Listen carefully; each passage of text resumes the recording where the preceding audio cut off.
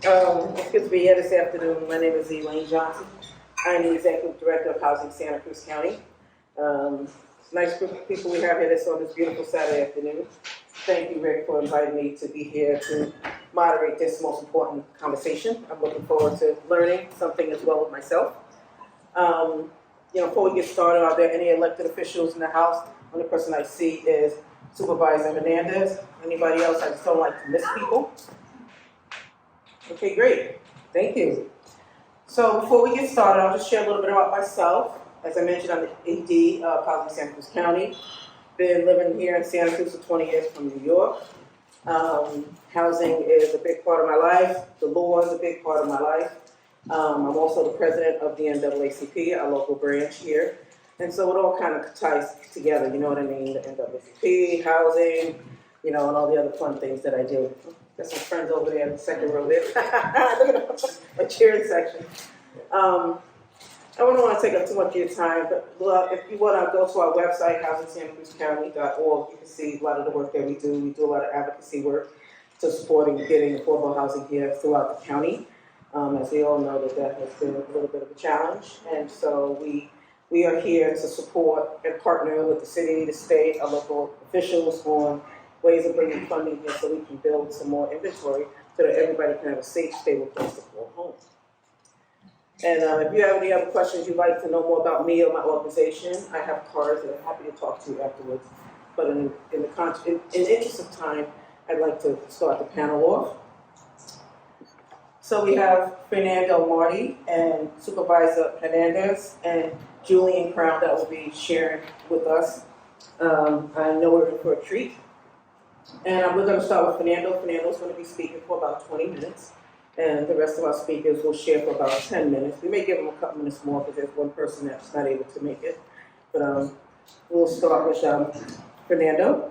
And I will read his bio, and then we'll get started. We will have questions for you later on, so I ask for you to either hold them or write them down until after everyone is done speaking on the panel. Fair enough? Awesome. So we'll start with Fernando. Fernando was director of San Francisco's Council of Community Housing Organization from 2010 to 2022. He led the advocacy effort that resulted in the San Francisco Board of Supervisors passing the Community Opportunity to Purchase Act, which entitles nonprofits the first right to purchase residential buildings that are for sale. Fernando was a founding member of the San Francisco Community Land Trust and currently serves on the city's Housing Stability Fund Oversight Board and the Public Bank Reinvestment Working Group. Fernando has degrees in architect and urban policy planning from UC Berkeley. Without further ado, I'd like to open up the floor for you. Thank you. So when I talked to Rick, he told me you got 20 minutes. I said, well, I do this whole semester-long housing politics class. He said, well, can you do it in 20 minutes? So here we go. Maybe I'll just start because this is a transportation justice conference. My introduction to this work was when I was a volunteer with an organization called Urban Ecology back in the 1990s. And we were talking about transit-oriented development, about stopping the expansion of the suburbs. We talked about the racial and economic segregation of the Bay Area. And in particular, one of the things that I learned through this work and that kind of distinguished urban ecology from some of the other organizations working on what was then called smart growth or TOD, transit-oriented development, was an emphasis on affordability. And the idea that you couldn't have increasing density around transit without creating displacement, without adding value to land. So sort of one of the things that I teach in my class is how do you determine the value of land? There's a few things that determine value of land, location being the principal thing, location, location, location. But then what you can build on it, right? You can build more or you can build a different use that is more valuable. That land becomes more valuable. And therefore, the cost to build on that becomes more valuable. And therefore, it becomes more unaffordable. And in the work that we wanted to do, which was to reverse segregation, to create diverse concentrations of people, sometimes around transit or along transit corridors, affordability became a key piece of that.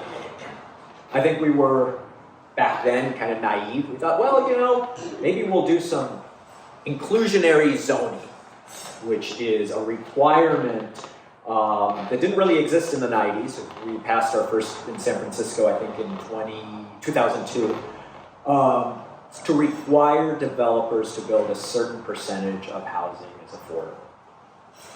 Affordable could have a lot of different definitions. What percentage might be viable or feasible and still incentivize a project? And how did you calculate that? Do you say, well, you know, these developers, they're making so many profits, we're going to take a part of those profits to put into reinvesting into some affordable units. Or you could look at it as land value capture. What a investor or a developer can pay for the land is based on a land residual. After they spend a lot of money to build something on that piece of land, and then they're going to get some income, either through rents or through sales, there's something that's left over. That's what you can pay for the land. And those, the taxes, the fees, all those things are going to lower that value. And if you lower it too much, the owner's going to say, well, I'll just keep my parking lot, because you know, that makes a lot more sense. But there is a differential there. I think what we were naive about was the amount of affordability that we really needed. So many of you may have been around, you were probably around the housing element for the city or this county. The state hands down to each region a set of assumptions about population growth and other things. This year was very different because they added a bunch of sort of how do we backfill for what we haven't built in the past? How do we acknowledge that people are living in overcrowded conditions or rent burdened, meaning they're paying much more than a third of their income in rent or in housing costs. What typically comes down from the state, so it doesn't matter that the numbers are much larger, is that somewhere around 60% of a population cannot afford market rate housing. It might be 54% rather than 60, but it's somewhere in that range. And if you imagine, and the way they do this is they use what's called AMI. So has anybody here heard of AMI? Area median income.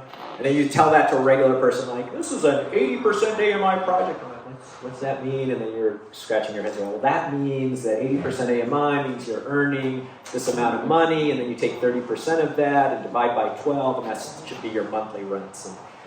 And we struggle every year when we put a ballot measure to get the ballot simplification committee to change that wording of AMI to your rents are going to be this, and this is what you would have to earn to qualify for this. In any case, median is the middle. Half the people are assumed to earn more than that middle, and half the people earn less than that middle. So that's the median. And so we know that at least half the people in population growth are not going to be able to afford market rate housing. It's more like 120, 150% AMI are folks who cannot afford market rate.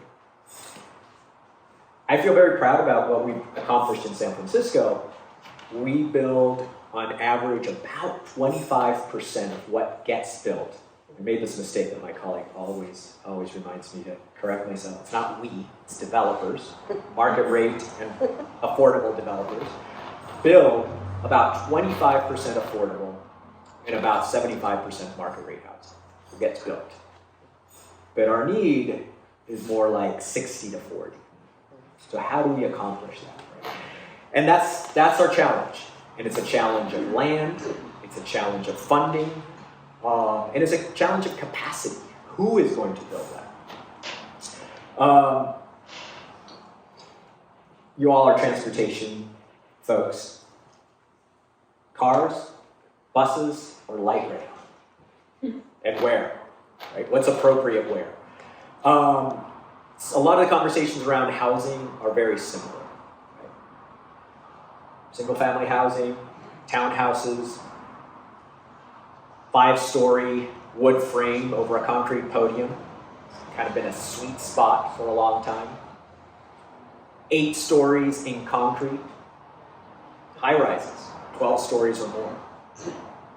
And very similar to the conversation around cars, buses, or light rail, you're talking about different costs, different amounts of investment, and also talking about people's preferences.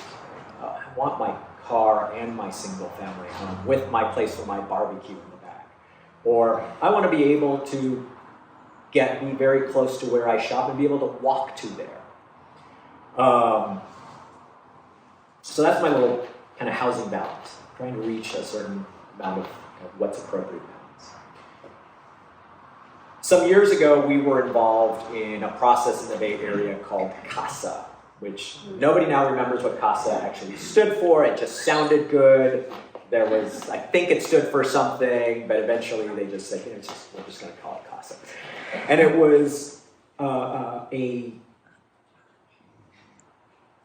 private-ish thing. It was really supposed to be led by the Bay Area Council, corporate groups, but it was entirely staffed by the Metropolitan Transportation Commission and ABAG, which is the Association of Bay Area Governments. Out of that, we began talking about a framework around what we call the 3 Ps. So, folks here have heard of the 3 Ps in terms of housing? Anybody? Yeah? Okay. The 3 Ps were protect, preserve, and produce. And it was really important for us as we talked about how to densify particular areas. And I'll get to geography. I'll try to finish with geography, but my little timer isn't, I'm going to get back to my thumb so it tells me where I am. It started, so now I'm in trouble. Whatever we do, we have to begin by protecting people where they are, knowing that there are impacts that are going to try to push people out. In the Bay Area, I don't know if where Santa Cruz is in terms of rent control. In the Bay Area, we've got 2 cities that have had long-term rent control, which is not really rent control, right? Folks know that in California, it is now, or has been for a while, although we certain politicians tried to stop it for years and years and years until he retired, and then the real estate agents got a hold and passed Costa-Hawkins. We can't have real rent control. We can have rent stabilization, which means some cities have passed rent stabilization where my rent will only go up tied to inflation. But once I leave, a landlord can raise that rent up. Sometimes you hear that those rent control units, your poor landlord isn't able to raise their rents enough to cover their maintenance costs. If you're in affordable housing, we typically use somewhere between 3 and 3.5% as an inflation for our maintenance costs going every year. So you say, okay, there's a little differential if it's 2.5 to 3 is your rent control and your maintenance costs are going up. But what it means is that every time somebody moves out, that's mostly going to be gravy. What people might call unearned income. I think Marx used that word, but he stole it from Adam Smith. Unearned income being the income that you are earning from land that you have, that you're not necessarily putting more investment into. So the first thing is, how do we protect tenants? Rent control is one, eviction protections. But I think one of the biggest things that came out of CASA was trying to figure out a regional right to counsel policy. How do we protect tenants and also low-income homeowners who might be facing foreclosure and other things in order to keep them in their homes so that their displacement does not contribute to increasing regional and economic segregation in the area. I just went through an eviction. Fought tooth and nail for 3 years. Thanks to a right to counsel policy, I had a very excellent lawyer. Eventually we had to leave. But that's one of the things. Two, then, if we've done everything we can to protect tenants, in a city like San Francisco that has really strong rent control and eviction protections, you still see particular neighborhoods turn over because communities are dynamic, right? Communities are people coming in and coming out. And for us, the history of housing struggles in San Francisco were mostly based in communities of color that were trying to determine their own direction and to be able to remain as viable communities. What that means, though, without having real rent control, is that once one person leaves, whether they are evicted or they are leaving because they have another job or something else, and you are in an increasingly expensive place, whatever your ideology about what caused it, that community is going to change, and it's going to change with wealthier folks coming in. One way to preserve the viability of those communities is to preserve housing that is there, that is already affordable due to rent control and other measures. Right? So my little piece here says I'm with the San Francisco Community Land Trust. That's a little outdated. I was a founder of the Land Trust back in the early 2000s, and I've been involved with them for forever, but I'm not part of that, so just take that into consideration. I'm not speaking for the Land Trust. But one of the things that has been really exciting about California in the last 10 years, since this last kind of onslaught of tech money changing a lot of coastal cities, has been the beginning of a lot of new land trusts whose goal has been to largely, not exclusively, to preserve existing housing, including, I think in some of the more successful places, mobile home parks that are being targeted for redevelopment, but also other kinds of housing. In San Jose, there's a brand new San Jose Community Land Trust. Out of East Palo Alto, there's Pahali, which is a new land trust, as ways of stabilizing those communities where there is a lot of new investment coming in. And there's also a lot of funding coming through the state. So state level electeds have been passing things like, and I don't remember what they stand for, the CAP or the FIP, just FIHPP, but they're basically housing stabilization funding mechanisms. Those preservation organizations can access. But that's not enough, right? We've got more people moving in. And so that's where the third P comes in, production. And I say those in that order because I think that's the necessity. Starting with people where they are, preserving the stock that we have, but then also looking to the future and how we produce more housing. And that's where we start to look at, where is publicly owned land as a starting point for producing new housing. We look at funding measures. So when I spoke with Rick, part of this was, where is the funding for other places? So I don't know your context. I don't know how Santa Cruz and the surrounding areas necessarily work. In San Francisco, we've been very lucky to have voters that are very supportive of housing revenue measures. starting in 1996, we passed, I think, the first housing bond in California. We've since passed 2 other bond measures that are exclusively for funding housing. One of the things that's in my little dream bucket is that we should be passing a housing and transportation bond. So one of the really exciting projects that we've got going on in San Francisco right now is a bus yard that occupies an entire city block that is going to be rebuilt to meet the needs of San Francisco's new electric fleet as a big parking garage with 8 stories of housing above it. 50% of that housing is going to be affordable to low-income folks, and 50% of it, if we can figure out, or somebody can figure out the funding, is going to be workforce housing for folks making about the median income. The challenge with that is there is no state and federal funding for workforce housing. In San Francisco, we've got the very first project there, although there have been other projects up and down the peninsula for teacher housing, built on land owned by the school district that they are no longer using.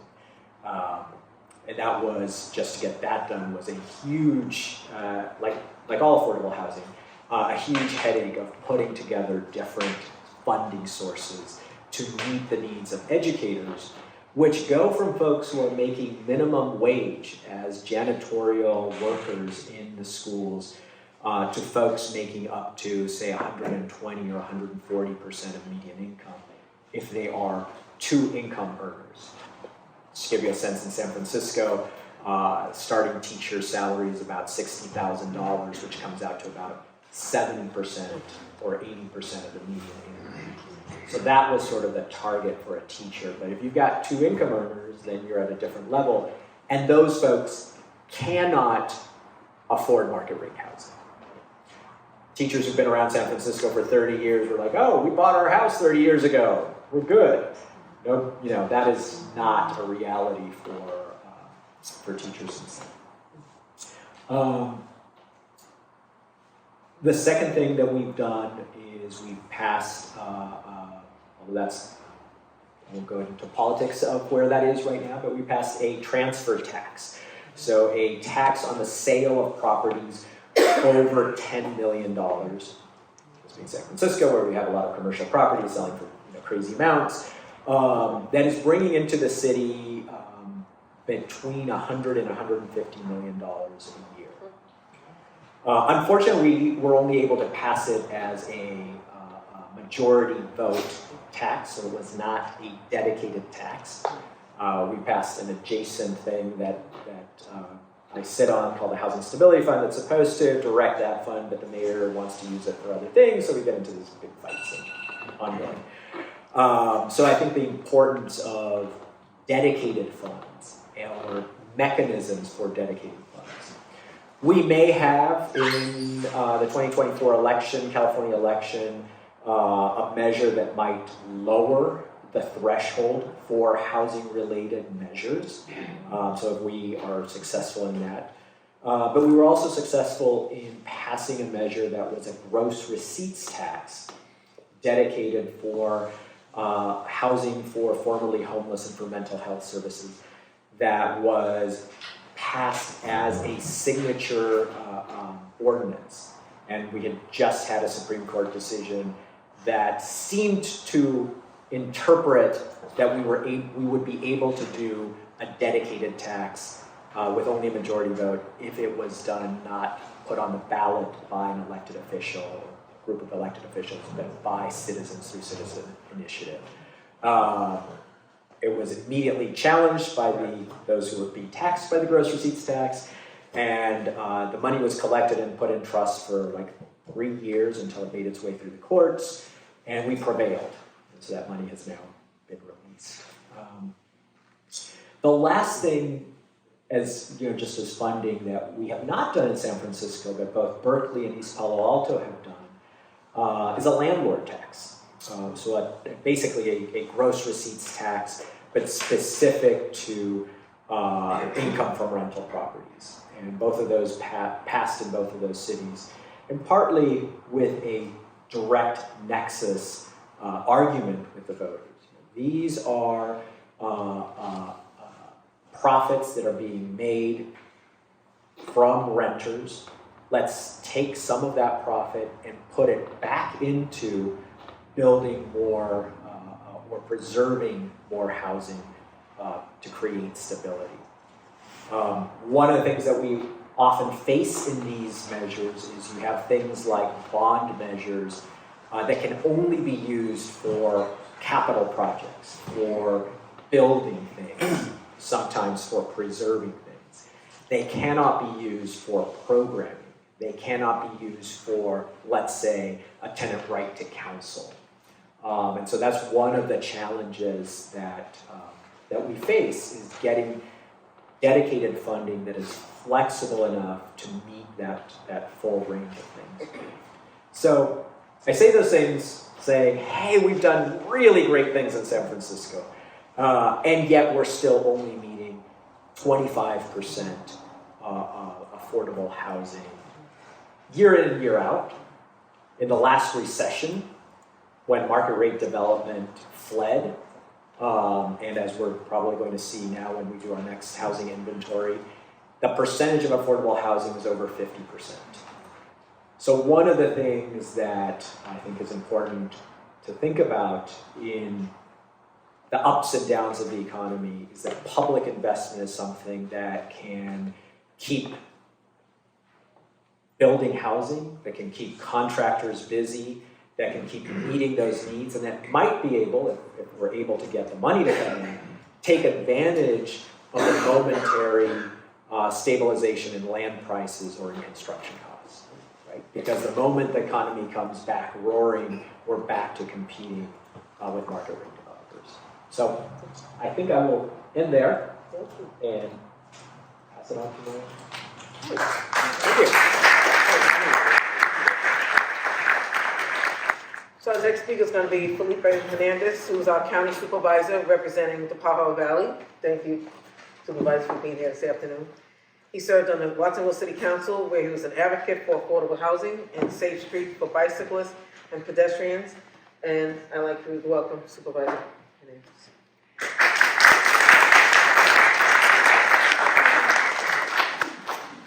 Thank you, everyone, for being here. You know, I come from the perspective of South County, which is a little different than most communities, in that we live in one of the most expensive counties in the country, and our local economy there is based on agriculture, which is, everyone knows that it's not the highest paying job industry that we have. It's rather, you know, on the lower paying side. So for people to afford housing and in one of the most expensive counties in the country is a difficult proposition. So, you know, but there was some things that took place before my time that my predecessors had done that helped significantly, but still, you know, hasn't been the solution, right? That magic pill. And I have to say, when I was an intern there in the past, you know, there's a whole discussion about this whole thing about new urbanism. Remember that whole discussion? It's kind of the beginning of transit-oriented development. And, you know, we did our first, as an intern, we did our first project that my analyst now lives there in that project, which was the first transit-oriented development project right adjacent to the metro station, the bus station that we have. And it's, how many floors? 3 floors with the parking garage under. And that was the very first project that we did. But it was also the time that we did our general plan. And we adopted a lot of things into that general plan based on some of the new urban principles. It's stuff like the smaller lots and transit-oriented development, and it really helped out. But one of the things that was good is mixed income development that was part of our general plan. But I think that one of the things is that we really have to do is address it to our council members and address it to our, if we do ever put something like that in our general plans, that we have to do something like that, is that we address it to our supervisors, right? That we want something like that. One of the things that we did back then, and we recently, when I was on the council, also strengthened it, is our affordable inclusionary housing ordinance at 20%. That helped out as well. And we revamped the first-time home buyers program that a lot of people took advantage of in our city. The county actually did one during that time when the city was really promoting theirs, and they just let it go for some reason recently.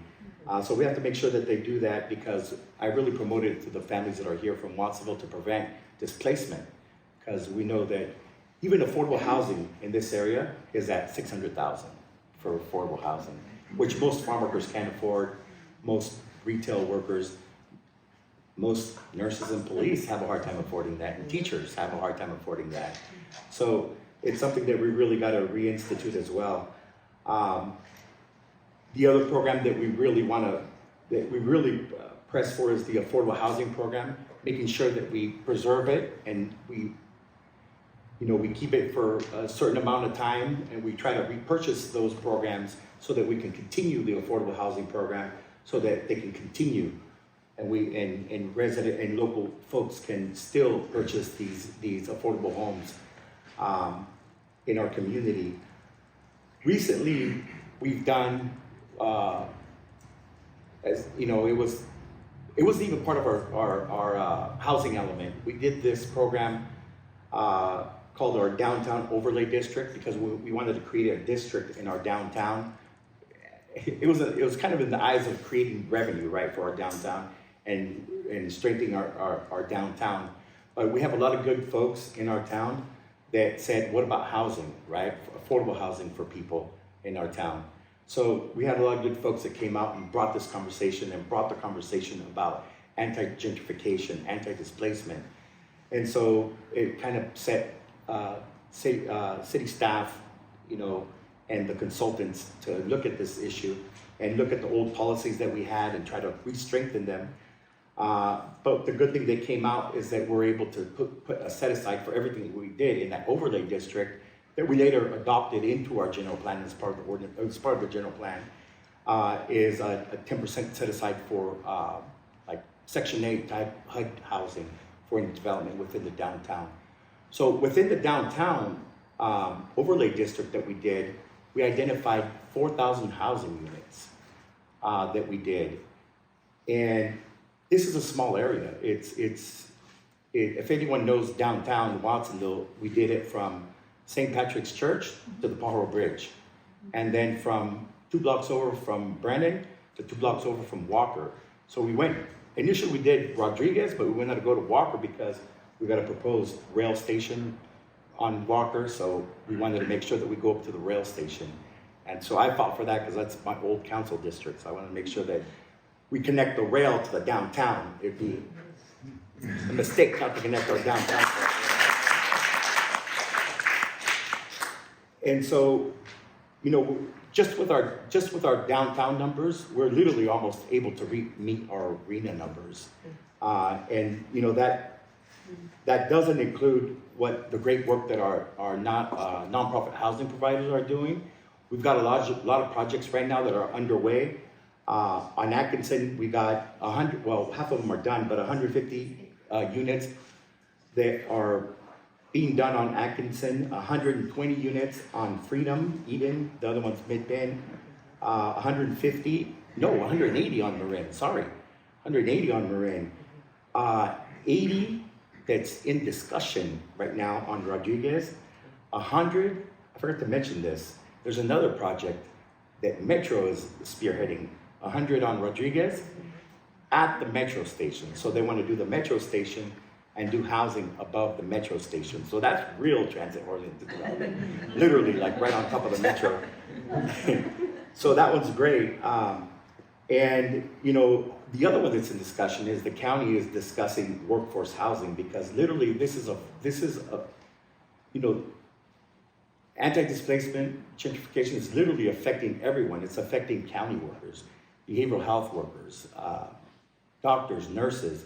So it's affecting us being able to employ people because they're able to work in cities that pay more, like Santa Clara, or they're able to just move to places like Fresno. They'll pay literally almost the same, but they're able to buy a house for $400,000, $500,000, where here it costs $800,000, $900,000, $1 million for a home. So we're at the point where we're having to consider creating our own housing for our own employees as a county. And I know that at Cabrillo, we actually did a housing study. I proposed a housing study for Cabrillo to do that as well, and they're working on stuff already for that. But we still need to do a lot more changes. Everything, the things that we did over at the as part of our downtown development is we did things like a lot of things that the state legislature has done with Senator Weiner, right?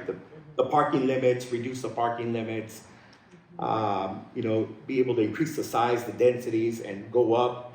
So we did a lot of those things in our downtown district, but we need to do that, expand that throughout our general plan, not just in the downtown. We need to do that in all our transit corridors as a county. We need to do that throughout our downtown, but literally through all our transit corridors, we need to do that. But we need to make sure that we do have,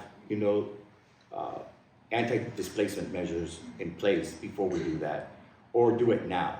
Stuff like the inclusionary housing ordinances, stuff like, I'll talk about, Supervisor Cummings is working on anti-eviction work right now that we're also talking about expanding to South County, but we'll talk about that a little bit later. It's in discussions right now. There's actually funding for it. But I think that those are we have to make sure that we do that work, the anti-displacement work, before, or at the same time at least, that we're working to create more housing. The other thing that we have to do is, in our community, at one point we had the highest amount in 2014, we had the highest amount of bike and pedestrian collisions and fatalities. Now, keep in mind, our community is not a cyclist community per se, or like a dog walking community with poodles or French poodles or anything like that. It's a working class community, right? They work in canneries, they work in the fields, but these are people that go to work and they take, sometimes small little BMX bikes. They go to the fields at 5, 6 a.m. and there's no bike lanes, there's no nothing. So, we made sure that we did the bike and pedestrian infrastructure in the town. Bike lanes, protected bike lanes for working people. This was for working people, not, for spandex, carbon fiber bikes, but it was for working class people.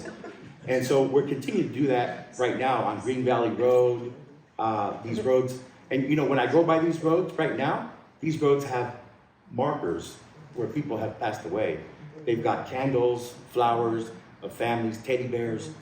So for me, it's about these working class families that have, children, fathers, brothers that passed away going to work. It wasn't recreational riding. And so for me, it's an important cause. And so when we do these transit-oriented development projects, we have to make sure that we also create the public infrastructure that's bike and pedestrian safe for our communities. Because if we're gonna reduce the parking lot, we have to encourage more bike and pedestrian use as well as more public transportation.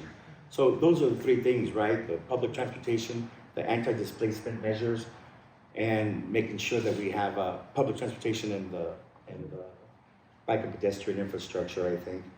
And you know what, ladies and gentlemen, guess what? Gentrification in our community is still happening, but regardless of whatever we've done.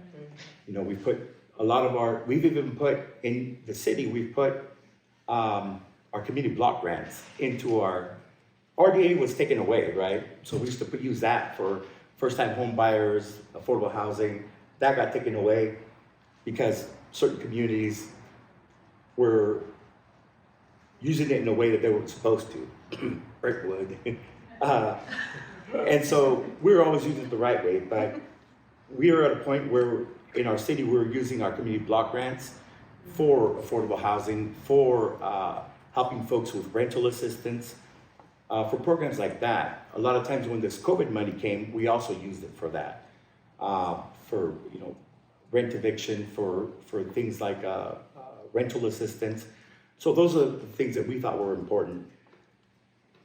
But I think that one of the things that we still have to do is make sure that we press our elected officials to do these things, right? All these, the measures, whether it's, getting more funding, tax measures, whether it's rent stabilization, eviction assistance, whether it's the different housing ordinances that we can help out with, increase the counties from 10 to 20%, right? Affordable housing, because they're just meeting the bare minimum right now at 10%. So that's a start. Doing first-time home buyers programs with our communities. I think those are all things that help contribute. There's no one magic pill, but it's multiple solutions, I think. And of course, changing some of the general plan issues that we have with parking, so I think that's some of the things that I've seen, in our community in South County. But I think the most important is protecting our base that we have of affordable housing that we have as well. Yeah. Thank you so much.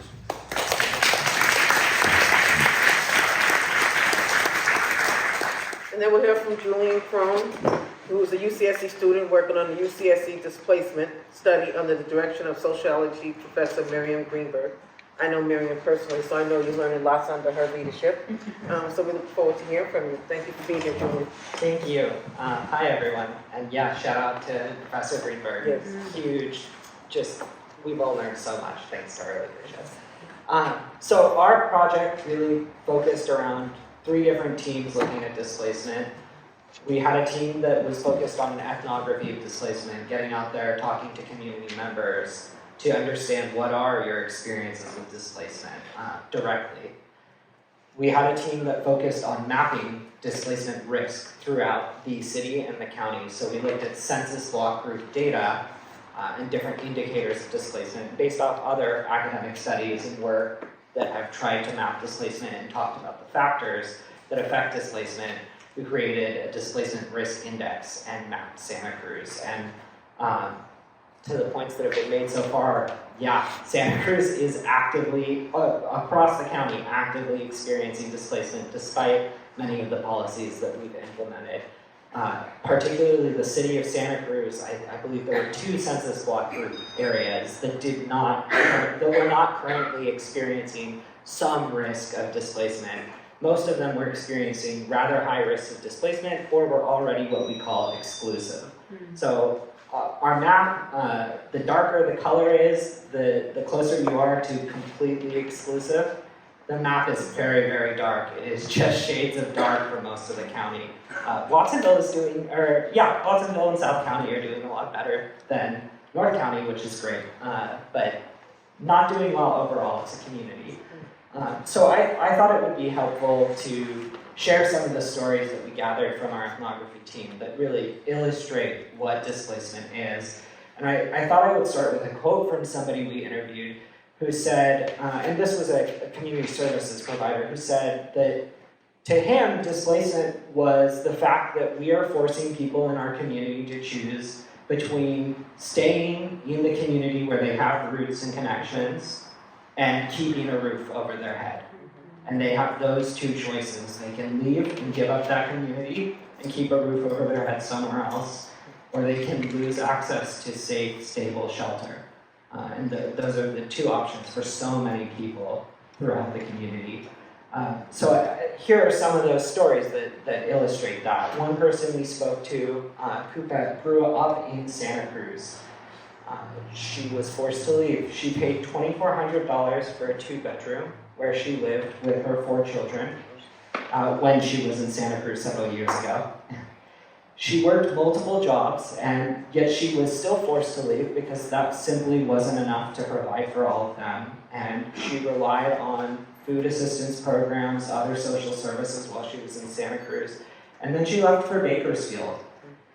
In Bakersfield, she's found it easy to find pet-friendly housing. She's working, instead of multiple jobs, just 1 job. With just that 1 job, she has plenty of money left over to take care of her family. She no longer requires or relies on food banks and other assistance programs. And she's gone from working as somebody who's taking care of other people's houses to serving as a caregiver for somebody with Alzheimer's, which she said was really important to her because it meant she had access to more meaningful work that instilled something in her that she didn't have access to when she was in Santa Cruz. And yet, despite all of that, she still says she really wishes she could come back to Santa Cruz. She would come back here if she had the option to do so. People want their community, but they're being deprived of it because of the housing market that we have and the job market that we have. Fanny is another person we spoke to. She's an immigrant from Mexico to the United States. She works 2 jobs, or worked 2 jobs when she was in Santa Cruz, and her husband worked 3 jobs. She had to sacrifice time with her children so that she could go work taking care of other people's children as a babysitter. And when she wasn't babysitting, she was taking care of other people's homes as a house cleaner. Her husband worked cleaning Safeways at night. He drove Uber in the morning, and he worked at a restaurant in the evening. And this family lived here for 15 years. And despite all of that time, and despite working 5 jobs between the 2 of them, they were still forced to leave Santa Cruz. They couldn't afford to stay here. They couldn't even afford to stay in the county. Heidi, and I'm sorry, this is sad. It's a bummer conversation to have, but I think it's really important to hear these stories. Heidi would wake up at 6:30 a.m. and start work at the metro station downtown Santa Cruz. In the afternoon, she worked in kitchen prep for a couple of hours. And then she had a bit of a break before she started an 11 p.m. to 2 a.m. shift doing kitchen cleanup at a different restaurant. So she worked a 6:30 a.m. to 2 a.m. daily job and still could not afford to stay in Santa Cruz. And she's doing all of this. And I think Heidi's story, and all of these stories, but Heidi's in particular helps exemplify one of the things we found that we didn't expect to find. We really came in thinking this is about the housing market. But it's more than housing. It's the types of jobs that we have in Santa Cruz, the working conditions that we provide the people that are serving us, the wages that we provide those people. And it is all 3 of those things. It's not just a matter of how much do we pay you, but are we asking you to do a 3-hour shift from 11 p.m. to 2 a.m. every day? So that was something, those are some of the stories that I think are really helpful, and I wanted to cap that idea of it is more than just housing, it is the market. One of the other things that we heard about is this idea of the community effect. So one person we spoke to, Katie, is the director of the Boys and Girls Club for Santa Cruz. She spent 12 years living in Capitola, but when her rent rose from $2,500 to $3,600 all at once, she could no longer afford to stay there. So she went searching for housing elsewhere. And because she works a higher paying job, she was able to stay in the county. She moved to Scotts Valley, where she paid $1,500 for a studio apartment, which I don't know how many renters are here. I would love to pay $1,500 for a studio apartment, that's great. But Katie has a husband, or a partner, who works, so this is on 2 incomes, and a child, and they're stuck living in a studio and paying $1,500, and that just doesn't work. So then Katie is displaced yet again as she looks for housing that is affordable to a family, right? One of the big things we heard about is not just that the housing's not affordable, but specifically housing that is to scale for families. It's not affordable and not easy to find. And so Katie gets pushed out all the way into San Lorenzo Valley so that she can have a 1-bedroom loft for her partner, and her daughter. And she pays $2,300, which she says is great, and is the result of the fact that she knows the landlord, who normally would charge $3,200 for that 1-bedroom loft. And this exemplifies another thing that we found, which is that it is incredibly hard to find housing, and it depends on who you know whether you will have access to housing that is affordable. And that seems to be a really big problem, because one of the effects of our housing and job crisis is that communities are broken down, right? If we think about what Katie does, she works at an organization that provides a major community service, and yet she cannot live in the same place that she is serving and that her organization is serving. And when these organizations are displaced and these community connections are displaced, we start to lose access to each other. And especially if we have a housing market where the fact that I can find an affordable one-bedroom loft is dependent on me knowing a landlord. If I don't know people because my community is breaking apart because of displacement, then I don't have access to affordable housing anymore.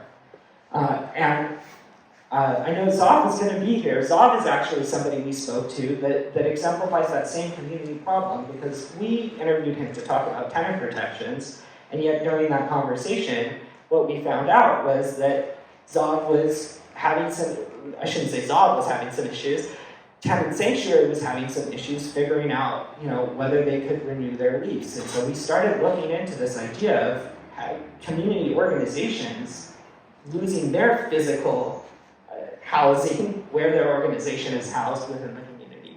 And we saw that that is a problem, and that led us to look at other cities' anti-displacement plans and recognize that it's not just people losing their housing, it's small businesses getting displaced by larger ones. It's real estate firms making the decision that, maybe we're not going to build for businesses, we're going to build for lucrative rental units at market rate because that's viable, or we're going to build for businesses that cater to those market rate renters, and that means that we lose that kind of housing, and we lose those kinds of community services that are really vital. I had some stuff to say about policy, but I feel like it was really touched upon. But I will say one of our, I will not say anything about policy. Hopefully that's in okay. response to Yes. Thank you. Yeah, absolutely. So the other team that we had focused on policy. This is actually my jam, is the policy stuff. That's what I've been working on this summer too. So we're doing two things. One is trying to create a anti-displacement toolbox strategy assessment program, something that looks at all of the different anti-displacement policies that a municipality or jurisdiction can have, and actually evaluates like how are all these communities in our county and our area doing. And the other is to build some recommendations for Santa Cruz as a community. One of our big takeaways is that your policies need to be designed to be comprehensive and with displacement in mind. So not just that we need to have production and preservation, but that we need to target where we produce housing and where we preserve housing to the very places where we expect displacement to occur. So Santa Cruz, in its housing element, talks about, it's Santa Cruz City, I don't remember about the county's element, talks about how it's working with developers to make it clear where there are the most incentives that the state has made available to make it easy to stack funding and build housing, which is great. But simply knowing where is it easiest or most viable to build affordable housing doesn't mean that we actually build that housing in the neighborhoods where we're seeing displacement risk at its highest. And so starting to plan for development and preservation specifically with the areas that displacement is occurring in mind is something that we took away as a really vital aspect of this. Another way of thinking about comprehensive programs and the importance of comprehensiveness, and this is something I actually talked with Zav about, is this idea of dedicated and ongoing funding that was mentioned. For Tenant Sanctuary, because the city not only underfunds the program, but doesn't provide ongoing or permanent funding sources for that program, they're in a state of constantly having to shut down, not knowing if they're going to have to shut down because they can't provide these services, which means if you're a tenant and you're going to get assistance and help, all of a sudden the doors are closed. You don't know when they're going to be open. You don't know when or if they're going to be open, and so you lose access to that. One policy that we didn't hear about today that I do want to highlight that we've been exploring is disaster response as a form of protection and preservation for a community. So during COVID-19, we implemented all kinds of policies that really are anti-displacement policies. We regulated how much rents could be risen, if at all. And I say we, the United States, California, and here locally. We regulated how much rents could be risen, we regulated when evictions could occur, we put limits on, even if evictions could occur, limits on whether you could report them, limits on penalties. We did a lot of stuff that was meant to make sure people could stay in their homes. And yet we don't do that for many of the other kinds of natural disasters that we see taking place right now. And so having a comprehensive disaster response program that looks at something beyond COVID-19 in terms of thinking about how do we make sure people stay in their community is really important. This is not our UCSC study. Let me rephrase that. This is not the study I'm doing with Professor Greenberg, but a different study I'm doing with a different professor at UCSC involves looking at factors affecting community mental health and mental health among youth. And I was lucky enough to get to talk to a lot of youth from South County. And one of the things that I was surprised, maybe not surprised to hear, but it was interesting that it came up, was about the effect of those floods and people not knowing if they were going to be able to return to their home because the landlord was either asking for too much or was thinking about, rather than trying to retrofit and rebuild, just selling the property to somebody else because it would be more lucrative. I will stop there. There's a lot I could say about policy, but I'll leave it there. Yeah.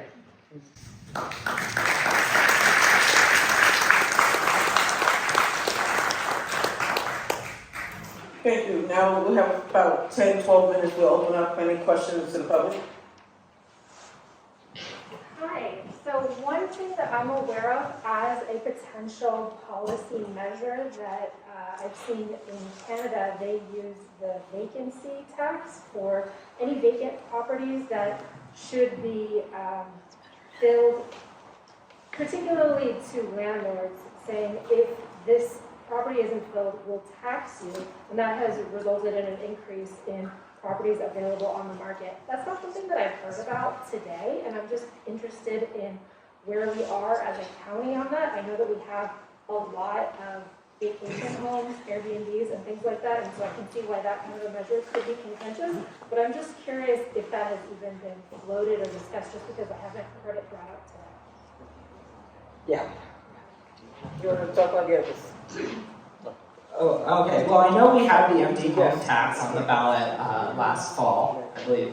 Yeah. Time moves fast. The empty home tax, and that failed, unfortunately. Or City of shouldn't Santa say. Sorry. City of Santa Cruz. In the city of Santa Cruz, yes, correct. So I can't speak to what the county's plans are. I will say we looked at that, and we've looked at that as also just a way of raising revenue. A lot of policies that we have available to us, different cities implement them in different ways. Some cities have, we've been looking at how do we evaluate inclusionary zoning.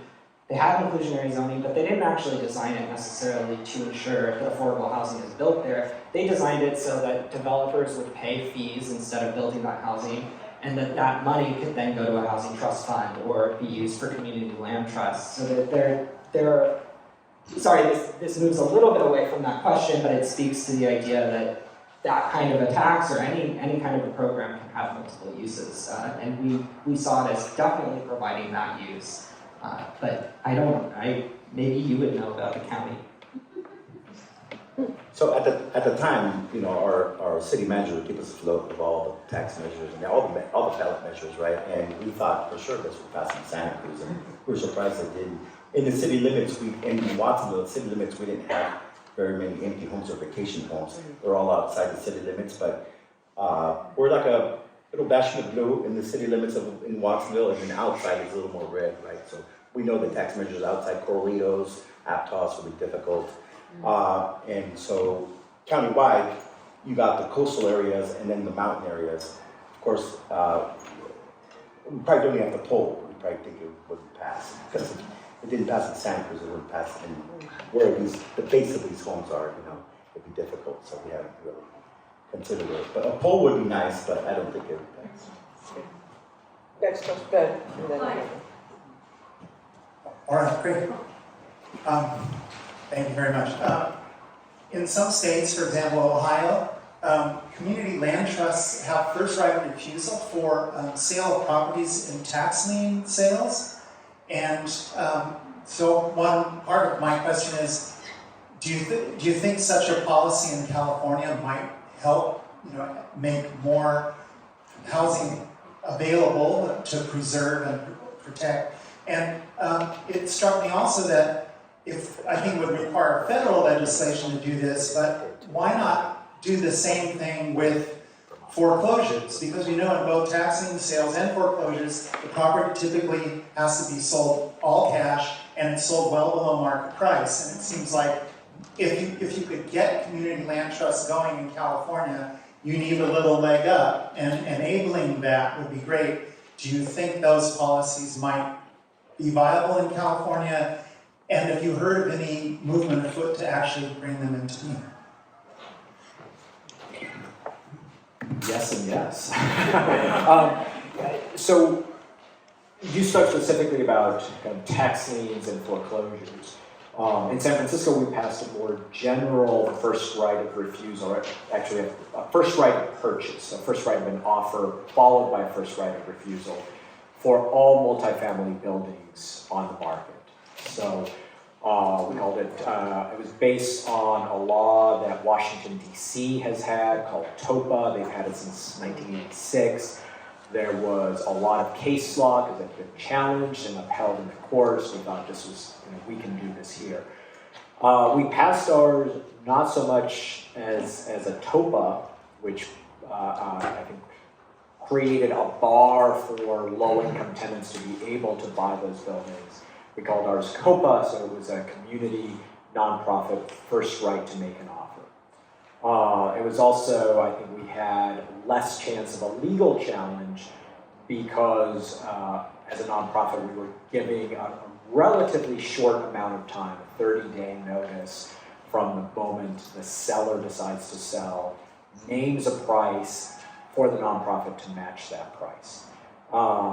Washington, D.C.'s, I think, is 4 months, with the idea that it's going to take those tenants, even if they partner with a nonprofit, a whole bunch of organizing to be able to even sort of respond to that. TOPA policies were attempted in both Berkeley and Oakland and did not pass. But very specific to the foreclosure piece, the city of Richmond tried to work on a proposal around a first right, around bank-owned foreclosures, and they had a really hard time. I think that the banks had even more legal strength than the real estate agents to put a kibosh on that. But I think it's the kind of thing that we definitely would want to see more. I know the city of San Jose has been working on a version of TOPA. I don't know where they are. Theirs was a very not as expansive as what San Francisco had done. So ours is the first kind of its kind since Washington, D.C. passed theirs in '86. It does not, it's not eminent domain. The buyer does not set the price, the seller sets the price. So what it does do is it allows the nonprofit to get ahead of a kind of a cash, this thing where you're seeing offers being made, you're seeing the prices go up and up and up. The seller can, of course, refuse to sell, and the nonprofit then still has a right of refusal once the seller starts talking to a buyer to match that price. But by that time, it might be too late. We've had about at least a few hundred, which is a great number, of purchases done through COPA since we passed it in 2019. And so then the challenge is you've got a system, but then where do you have the funding to make those happen? In 2019, folks might remember there was an ERAF, so it was basically property tax kind of realignment from the state, and the city got a ton of money that they didn't expect, which gave the Board of Supervisors the chance to write the budget for that as opposed to the mayor. And we were trying to pass this COPA legislation. So we were able to both have the legislation and a good tranche of money put in directly to preservation projects, and it can help to get us past the finish line. But when we did that, it was a 5-year process of doing the organizing and talking to all the right folks, and then in some ways waiting for some supervisors to leave office and go to the state because we didn't know how it was going to maybe be turned around with less tenant protections than what in our organizing we wanted to ensure that it had. So there's a lot of kind of organizing and timing beyond just like, oh, we've got this great policy. Thank you. Can I just add one thing about COPA stuff? Oh, no, that's okay. Yeah, I just want That's to make sure cool. we have time My for bad. someone, and then we'll just Yeah. wrap, you can wrap up. This gentleman here. So I mentioned this morning that I'm building some housing out on the west side of town, the west side of Santa Cruz, and 150 plus units. And I have experience many years ago. I used a combination of high technology and what I'll call high methodology, which I don't want you to call high meth, please, to build housing at a quarter of what it was costing for my competition at the time. Very much economically better than what was out there. And in the houses I'm building now in Montana, I'm putting solar and southern orientation so that not only is the house economical, but it's also low cost to operate. And I've seen many low-income housing projects where no attention whatsoever is given to the comfort that a home offers by its very nature. But I have two concerns about public assistance. One is, as all of you have been saying, where do we get the money? And it's often very difficult. One place you could find money would be in the banks, which normal construction involves. The other part of it is that if you do buy a home as a low-income person under public assistance, you wind up not being able to participate in the market when that property increases in value. And you were, Fernando, addressing this. I'll get to how that might affect. I mean, we can talk later about how that could tie in with land trusts. But my question is, can you envision a collaboration between the developer, like myself, the planning department of a city or municipality, that then in turn with investors and all, could collaborate and find a way that we could build housing at cost, not at a price that's affordable. That means that you build lower cost housing and thereby expand the scalability because you're not always waiting around forever and forever to get funding. Is that in the cards? Yeah. Because you know that developing a piece of property here is probably $1 million worth of entitlements. So that's a risk that, you have to monetize that somehow. Very good. This question is mostly for Felipe because I live in Watsonville. I'm so thrilled that you are seeing the transit corridor as an opportunity for housing. And two things, the downtown overlay or the downtown specific plan is limiting 6 stories in the downtown area. And I'm like, why? That's question one. Because there's a lot of historically preserved buildings, and so build up in that area is my proposal, if you know why. And then there was this huge project on the Owl property, acres of storage plants right by the train, and why didn't that turn into housing? Any answers? Yes. So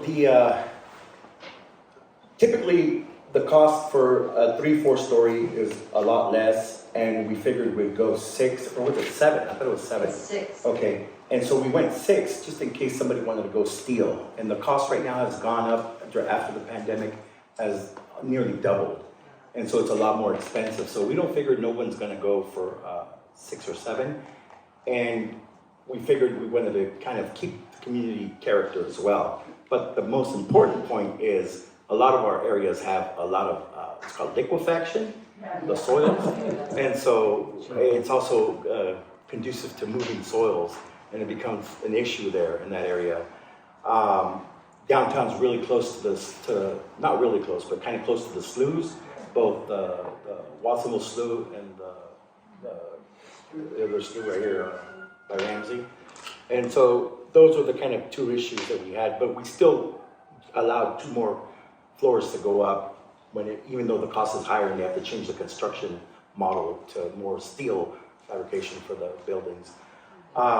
And then with the OW property, it was, I have to go back 20 years, 25, 30 years. This was a long battle. It was when the OWs got the property, it was a LAFCO battle that they did, and when they changed the zoning, there was a deed restriction. That at the time, the big thing was that Watsonville had a 31% unemployment rate. So jobs was the biggest thing. So manufacturing, jobs, commercial, not retail, but commercial, not retail, but no housing, no retail, but jobs, right? Job creation was a big catalyst for that annexation. And so they deed restricted it. I believe the deed restriction ends in like 8 years or something like that. But I did have a conversation with the family, and they were very interested in doing all affordable housing. Just conversation. So we're gonna have this gentleman here, and I just want us to be conscious of the time and the questions. I want to get to as many people as we can in the next 12 minutes. Okay, Thank you. I'll try to be brief. Displacement, I think, is a relative thing. Some people are displaced to the next town or 30 or 40 miles down the road, and they're commuting. And so housing that increases density where people work, of course, is really important to solving the transportation problem. What I want to raise is the question of the quality of community and the problem of increasing density along transportation corridors, which works beautifully when it works, but it's also the case that it receives community opposition. People who are afraid that the quality of life is being undermined. So my question is, how can the affordable housing movement not only help with reducing congestion, but do so in a way that becomes more acceptable to people who have that anxiety and can help to create a community quality of life? Change the narrative. You have to change the narrative. Right. I think, one of the things that has become part of the narrative these days is the cost of affordable housing. But one of the things, if you're in San Francisco and you look at 2 brand new buildings, likelihood is that the better looking building is going to be the affordable housing building.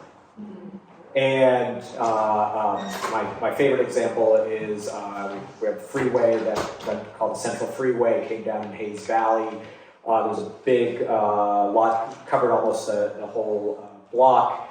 One side is market rate housing, the other side is affordable housing. And when you look at the 2 side by side, you're saying that one must be the luxury piece, and that's the affordable housing. So one of the things that has happened in the last 20 years or so has been a move to make affordable housing be the best quality housing. Now, that might not be everywhere, but it is generally a movement, and partly around that community acceptance, partly it's then become a lot of organizing of those affordable housing developers, get the neighbors to come tour some buildings, get them to understand the services that are available to folks. And you're not going to turn everyone around. I think one of the things that is always sort of stays in my mind is you get the neighbors who are afraid of height. Right? Like, that building's too high. So this is a Mission Housing building, I think, Mission Housing in SFHDC. That building in the Excelsior, which is the south side of San Francisco. I think it was going to be a 5-story building, ended up being a 4-story building because of neighborhood opposition.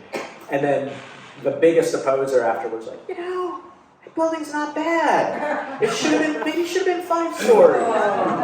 On the other hand, you do have what Felipe just said is heights involve a whole bunch of other things, construction costs, and there's a whole set of other factors.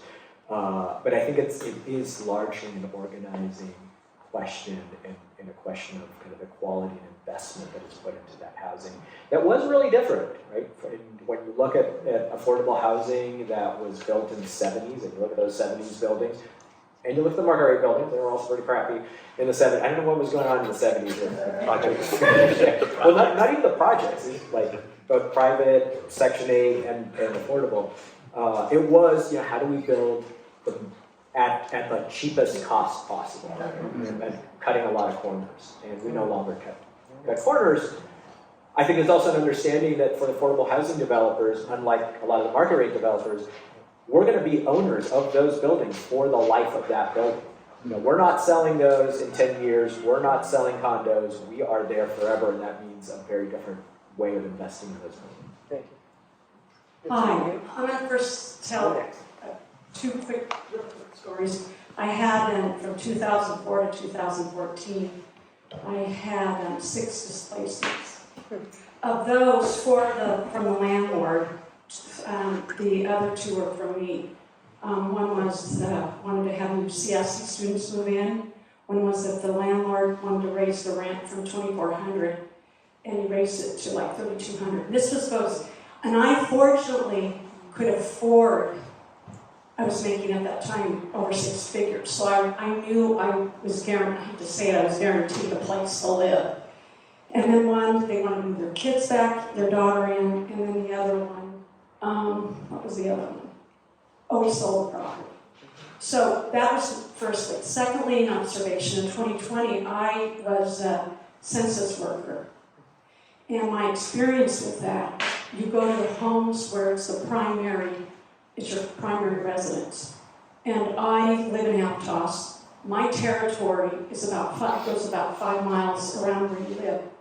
My experience is, I'd go down to the beach, there would not be one house I would have to go to with these beautiful estates, meaning it was your 2nd, 3rd, or 4th home. And the homes that I went double, like the smaller single-family duplexes and apartments, I met a property owner who managed a lot of these very expensive homes.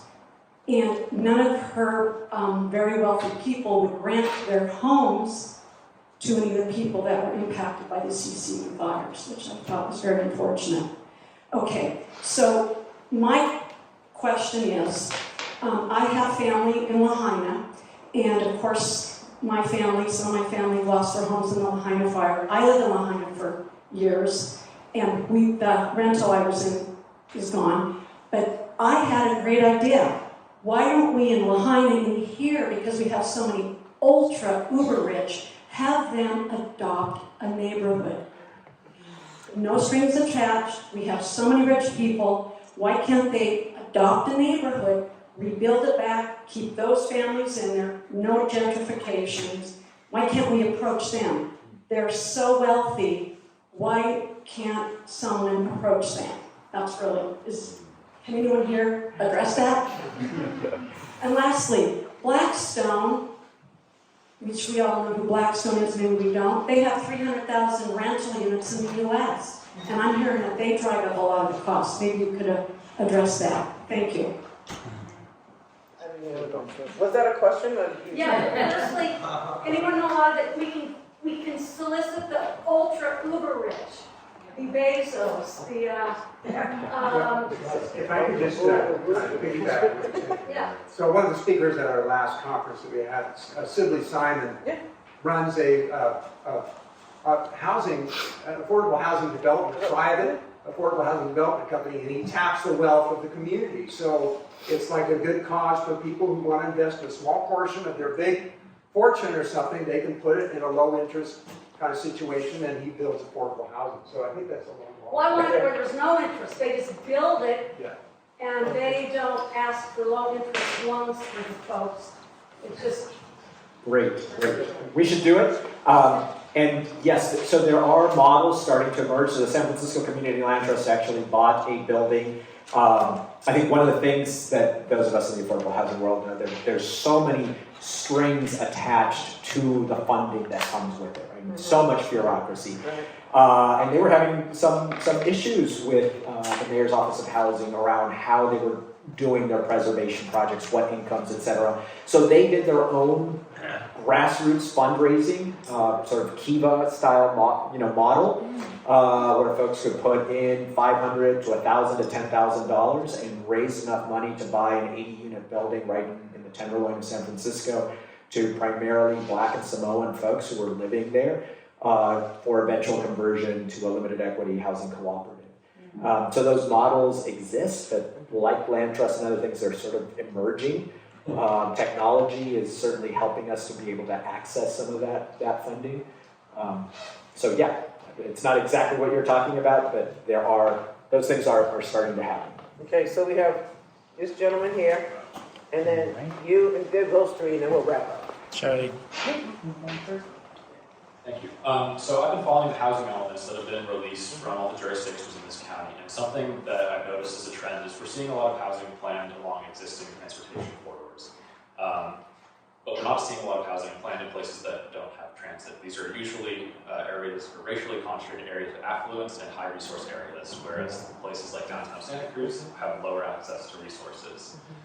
What can we do to make sure that we're seeing development in these areas that may not have transit but have the potential for transit with an increase in density? Is this something that you're thinking about, Supervisor Hernandez? And do you have any policy recommendations, Julian, that you've seen in your studies that you would recommend the county maybe implement for other jurisdictions in our area? Yeah, I think that it's one of the things that the governor's office really recommended as part of the housing element, that we do it on transit, sort of transit corridors, but also areas where there's amenities, right? And so that's where we're focusing on to really, so that we don't get our housing element rejected, right? And so we want to make sure we get it passed, right? Because what's going to happen is that stuff like our behavioral health funding, all our other funding for housing is dependent now on passing this housing element. And so we have to make sure that we pass it. So we're doing everything that they're recommending. But on the other hand, we want to make sure that we do things like, we did this overlay district in downtown. We want to make sure that all the other transit corridors that we do, make sure that we're able to build also, to change the plan so that we're also able to build both mixed income, mixed use development along those corridors as well.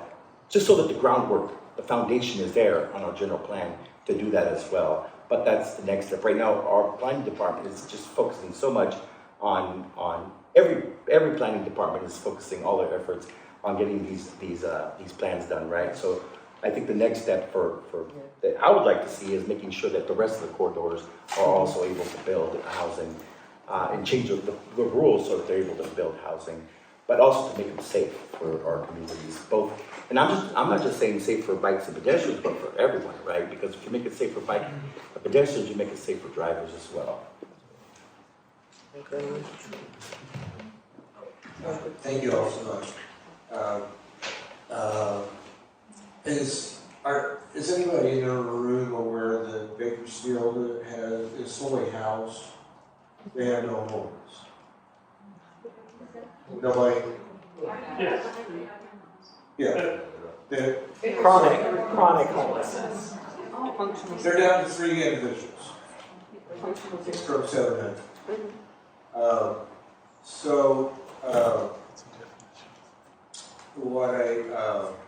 Perhaps I wasn't listening closely. What I have not heard is funding people to stay put in terms of preservation, keeping people housed where they are, and preventing people from being displaced in the first place. I think that's the most cost-effective approach. The other aspect that I want to mention is that they didn't build any housing. They worked with landlords, existing landlords. I'm sorry, something funny? Oh, no. I was smiling because Elaine knows a lot about this. That's all. Proceed. No, you're speaking my jam. Nothing's funny about what you're saying. Thank you. Yeah. The way they achieved that was working with an outside entity called Build to Zero.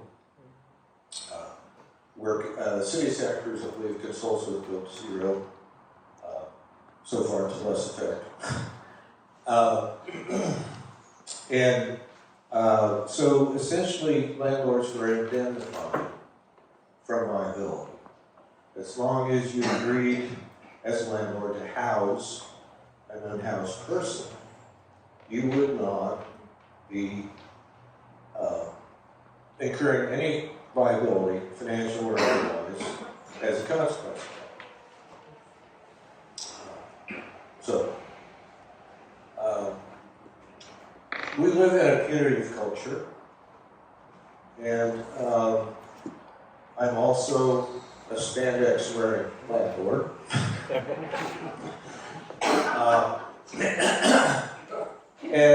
So I suggest that that's an avenue that should be considered. Thank you. So, one more here, and then this young woman here, and then we'll wrap it up. We'll close up after that. Yes, this question is from Fernando. We're trying to develop and put on the ballot next year affordable housing, workforce housing initiative. In San Francisco last year, there were 2 affordable housing initiatives that kind of mutually assured their failure. What is your take on those? It's a rather curious thing. You know, I worked on one of those. So, like a lot of these things, you know, and even just, you know, there's 2 sides to every coin. So, like even talking about Build to Zero, which I was not familiar with, you know, vouchers versus production. Right? Do you pay an existing landlord, or do you produce something more? Around a lot of housing measures, particularly around kind of streamlining and rezoning, I think there's a lot of questions around what we call value capture. That's been sort of the kind of standard phrase that we use, is the value of land is established by the laws that exist around what can be built, how quickly you can build, how high you can go, what uses you can have, which is a socially constructed thing, right? We create those laws. Right. And there are ways of thinking about how can you recapture some of that for a public good. And so the 2 measures were doing very similar things with differing amounts of what you gave the landowner versus what you got back. I worked on the one that took a little bit more back. We thought the other one was more of a giveaway, but those are the kinds of arguments that often happen and that are what kind of is driving a lot of the state level stuff around, for example, density bonuses or streamlining. Do you attach an additional amount of affordable housing? How much? What is the right amount? Do you create, and then I think one of the other things is that in creating value to the land, are you getting any housing out of it? Mm-hmm. So if land is, the value of that land is partly based on the laws around it, do you say, well, now I can get something entitled really quickly, and I'm going to sell this to someone else. Maybe something will get built, but that value is now been increased. So we have an enormous project in San Francisco called Partner Said. Went through this whole, it's a rent-controlled building with thousands of units. Probably the largest rent-controlled complex in California, but probably Northern California. The owner entitled it to tear down the housing, rebuild it at a higher density. This was maybe 2014 or so. Nothing has happened, but the valuation of their land has increased enormously. Their ability to then pull more capital based on what they have has changed tremendously. And that entitlement did not come with a use it or lose it provision. It did not say, we're going to entitle this, and now you have to build it. This is a real project. This isn't about speculation. So these are the things that, as you think about kind of connecting zoning and land use to investments in transportation are the really hot issues that people will argue over and over about. Thank you. So last question, please.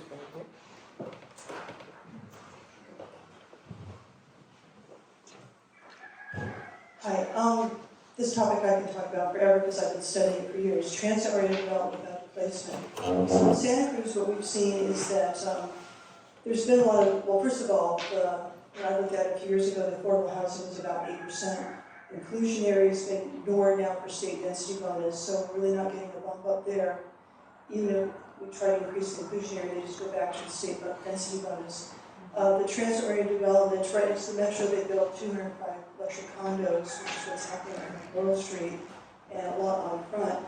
That's also driving up the AMI chart. So in the last 5 years, the AMI income average has gone up 52%.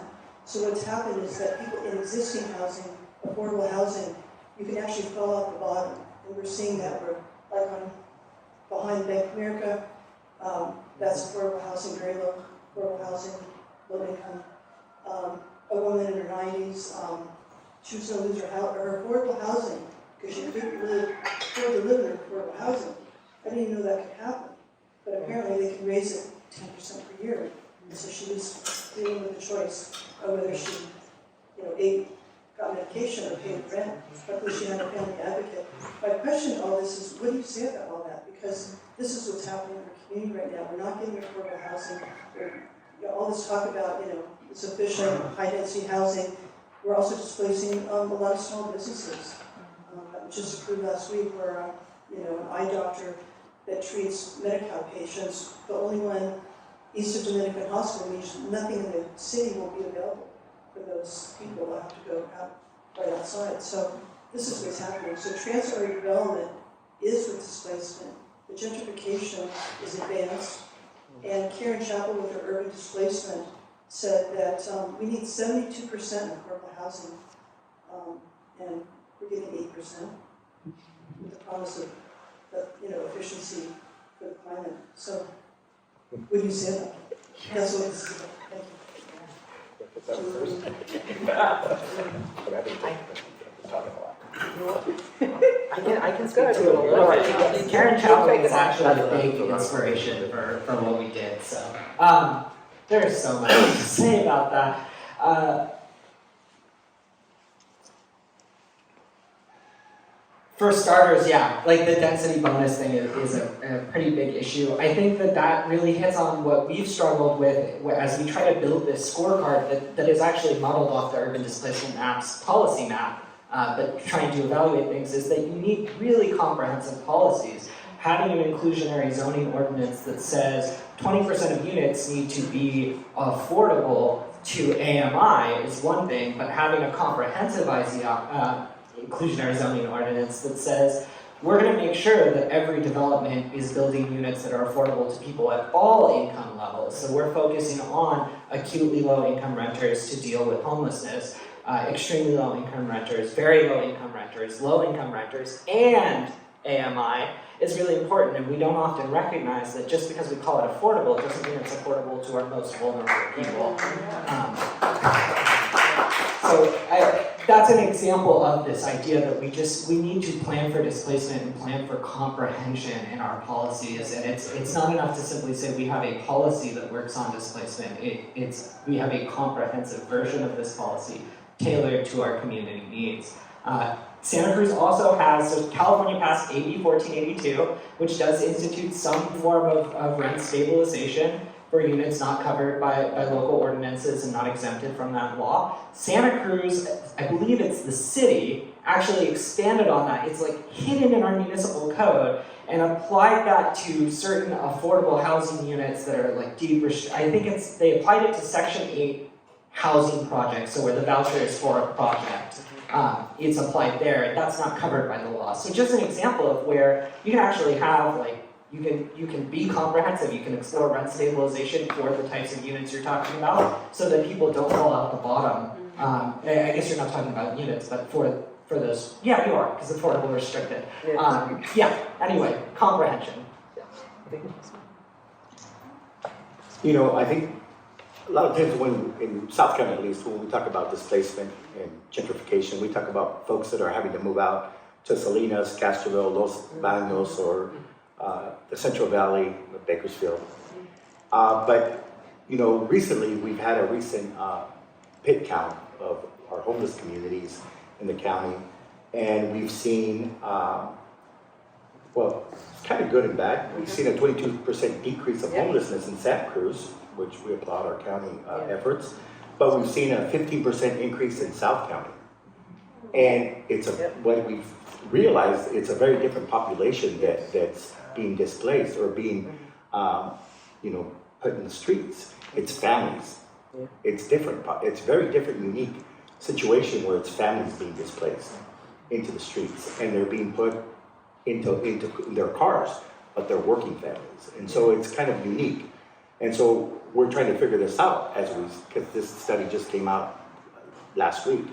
And so we're trying to figure this out because it's working families, it's kids, and you know, there's a dedication for Eden Housing on Freedom, where they talked about the Tobera project, the mural. And so we went there, and I was there, and there were some young children, and I was talking to them about skate parks, and they were making fun of the little kids, saying he needed shoes. And they're saying that he lives in the car. They used to live there in that house, but now he lives in the car there. They're kind of making fun of him. So I went to go buy shoes for this kid. Asked him what size he wore, got him some Vans. So he got some Vans. But these are the type of families, and his family lived in a van, in like a little station wagon, there by the park. But his house was right there and displaced. And so that's the kind of situation we're facing. That when we talk about homeless, that's what we're facing. So we're trying to figure that out. But I think that one of the things that we've seen during the pandemic is we've seen our income in our community go from 41,000 to now, prior to the income, to now 80,000. And it's the folks coming in from, you know, the Silicon Valley, different areas that are coming in here that can telecommute to work and purchasing homes outright cash. I talk to realtors that tell me, Felipe, you know, hey, la gente they ain't buying homes. It's people just come in and buy them, you know, they put the highest bid and they don't even need mortgage or financing. So that's what we're having to deal with. And so one of the things that I said I would talk about, I kind of skipped it over, but I know that Supervisor Cummings put $50,000 into eviction protection and rental assistance, and I think that our county doubled down and said, let's double it and do 100,000. We'll do an additional 100,000, but expand it countywide. So it's one, and now we're not just looking at it as rental assistance or eviction protection, but now our county, we're having discussions with our county mental health, with our housing. We have a Housing for All department that our CEO started. He's looking at that program now to see how we can expand it and go into South County and see how we can find housing for families as well, with other nonprofits, of course, as well. But General was mentioning about all the programs that were started during the pandemic, and I think that, you know, like environmental protection, some of the rent increases, we did those in the city of Watsonville as well. But I think those got to be permanent. You know, a lot of those programs that we started during the pandemic, and you know, not just as anti-displacement programs, but you know, also as anti-homelessness programs. So,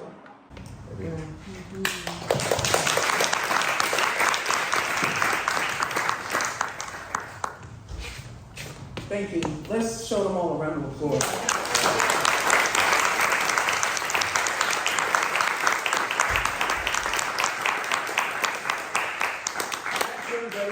And I feel good about the community discussion we've had here. Let's continue it. Let's work together. Yeah, that's right. The questions today were great, and one of the things I want to encourage you is not just to continue asking the questions, but to get involved.